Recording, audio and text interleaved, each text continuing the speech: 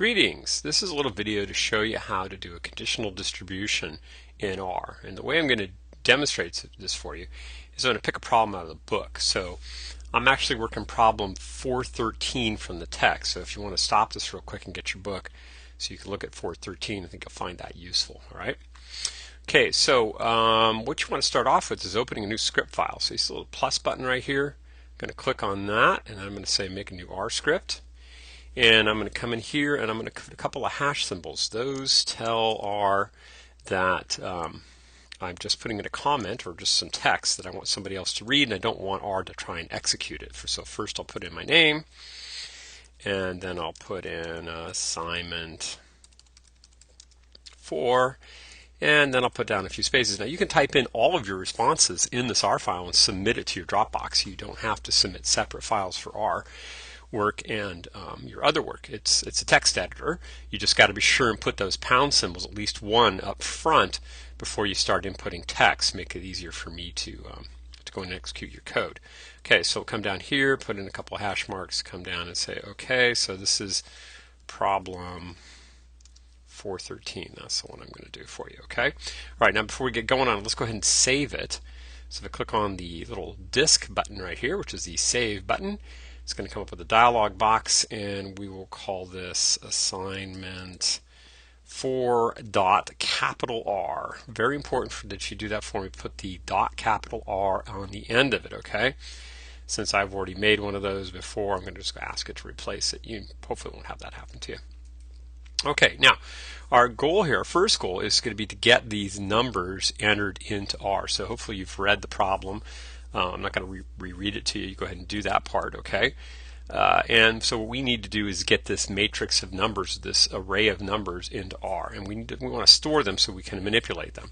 So we're going to say x equals. That's storing or assigning the set of numbers we're about to put in into the variable x. And the command we're going to use is what's called the matrix command. So we go in matrix, okay? And then we open a parentheses like in all functions in R, and the first input is going to be the set of numbers for our matrix entered in column-wise. You can think about C for columns. It actually means concatenate, but in this case, hopefully, that'll help it make more sense too. So we're going to read in our numbers not row-wise, but column-wise. So we'll enter them in column by column. So the first number will be 571, comma, then 484. And then put in the next column, which is 843 by 402. And then the next column is 811. Oops, not 911, my bad. Sorry about that. 811 by 258. Okay, now once I've got the numbers in there, notice that I've just put all the numbers in, and I have to tell R how to arrange them. And the easiest way to do that is to tell R the number of rows that you're going to want it to use. So we're going to go number of row, so n row is equal to 2 here, because you notice that we have 2 rows in the table. Basically the male and the females are making up the rows. So if I go ahead and I execute that line, and then I come down here, you notice first off that x got stored up into my workspace, which means now it's a variable I can use. And we saw R echo it to us down there on the console. But if I ask R just to show me what x is, you see we get the same table that we have in the book, okay? Which is nice because we now can go in and manipulate that. Now, first thing we want to do is gussy it up a little bit. This is, obviously not required, but it certainly does make it look a little bit better. And we're going to put in row names.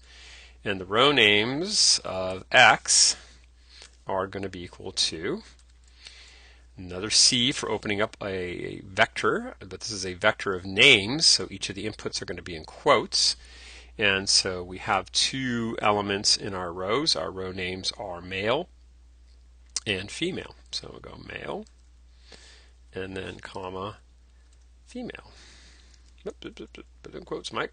I just told you got to put in quotes, and I'm starting not to do it, okay? All right, so if we execute that line, and then we take a look at x again, we see that now we have our row names, okay? Now obviously if we can do row names, then we must be able to do what? Column names. So we're going to do call names for the column names of x, and again we'll make another vector of names here, But these names are kind of interesting. They're the numbers, right? They're 1 through 6 years of experience, and then 7 through 12 years of experience. And don't forget to put the quotes in there. If you don't, it won't remember these are numbers, and it'll try and pretend that they are digits, which is not what you wanted, Okay, and the last but not least, it would be what, 13 or more. So I'm just going to put that in as 13 plus, just to make it easy, okay, for us. All right, so execute that line, and then again, let's go take a look at X, what it looks like now. And notice we have the row names and we have the column names in there, okay? All right, cool. Now, they didn't ask us in this problem to do the marginal distribution, which is the row sums and the column sums, but it's really simple to do in R, so I'm going to go ahead and demonstrate how to do that for you. All you have to do is just type in add margins, and then tell it where you want to add the margins to. And if I execute that line, if I spell margins correctly and then execute that line, so I just warn you, one of the frustrating things about R is that it is a computer language, and it only understands what you tell it, not what you're thinking. So you have to tell it exactly correctly what the command is, or it won't execute it. Okay. All right, there we go. And now what we see is we have the row and column sums displayed for us. Okay. Now actually, again, we didn't need those necessarily, but it's nice to have them to take a look at, because it actually will aid us understanding what the next question is going to be, because they want us to compute in percents the conditional distribution of years of coaching experience given gender and report it in the table as shown. Okay, now it turns out that R knows how to do conditional distributions. There's a command in R that's quite nice. It's called the prop.table command. And so what we do is we go prop.table, and then we tell it what matrix it is that we want to use. In our case, it's X, okay?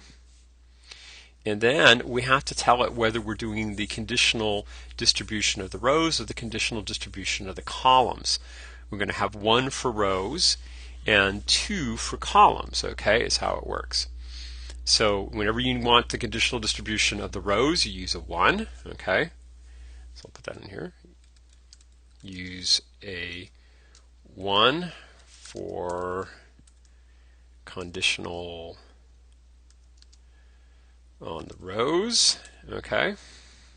And so we'll go ahead and do that. It may not be the one we're asked to give. We're going to discuss this in just a second, but I want to show them both to you so you see how it goes.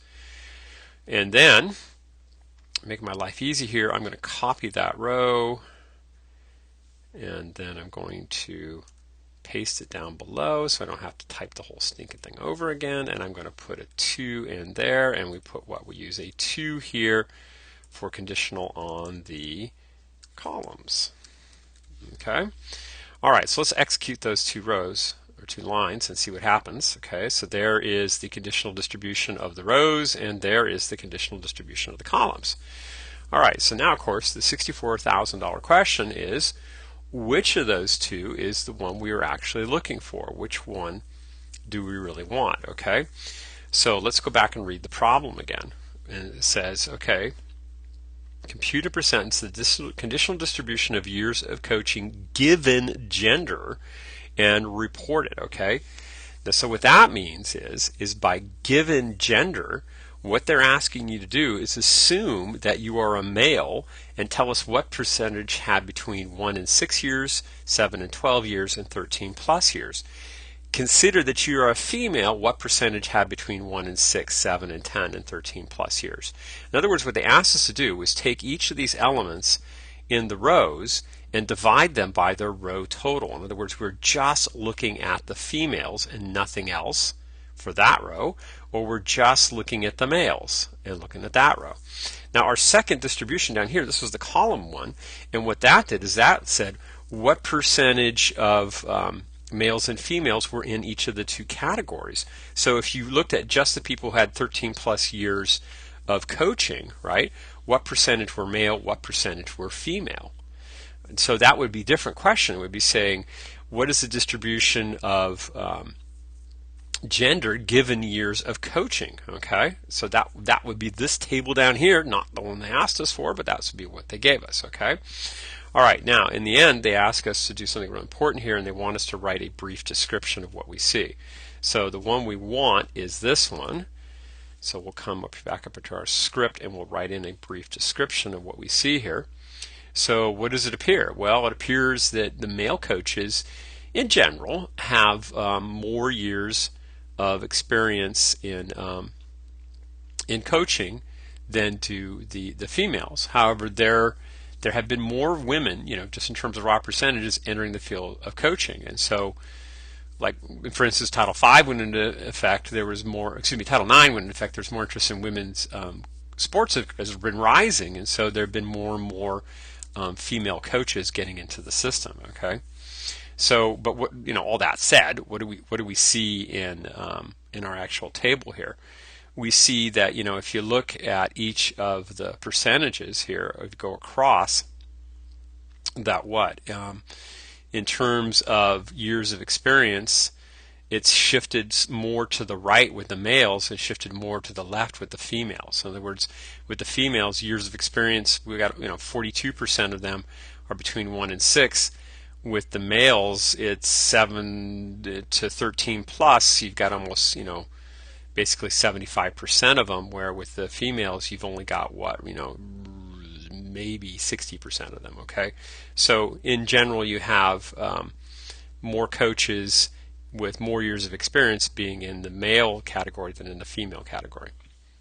So more male coaches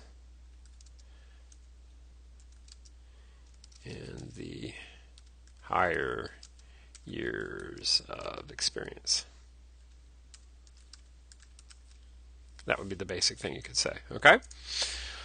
All right, so that was a fair amount of stuff. You might want to watch this a couple times to get the hang of it. Be sure and post questions up in the forum if you've got any, and I'll see you again soon.